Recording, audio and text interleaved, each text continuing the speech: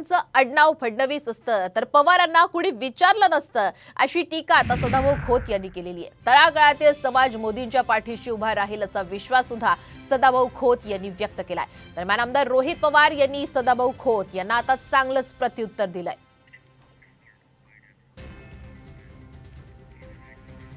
70 वर्षाच्या राजकारणामध्ये मोठभर सरदारांचंच राज्य होतं।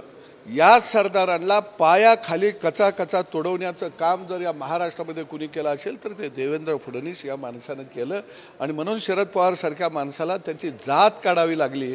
पण पवार तुमची जात जर वेगळी असती, फडणवीस तुमचं नाव असतं तर या महाराष्ट्रामध्ये तुम्हाला कुणी हुंगलं नसतं। परंतु देवेंद्र फडणवीस एकच बाप असा भेटला की तो शरद पवारांना पुरवून उरला। सदाभाऊ खोत काय करतात त्यांनी स्वतः सांगितलेलं आहे। ते शेतकऱ्याचं जेव्हा आंदोलन करायचे तेव्हा त्यांनी स्वतः सांगायचे आम्ही नाटक करायचो, आम्ही दुधामध्ये पाणी टाकायचो आणि आंदोलन करायचो, म्हणजे खोटं बोलत होते।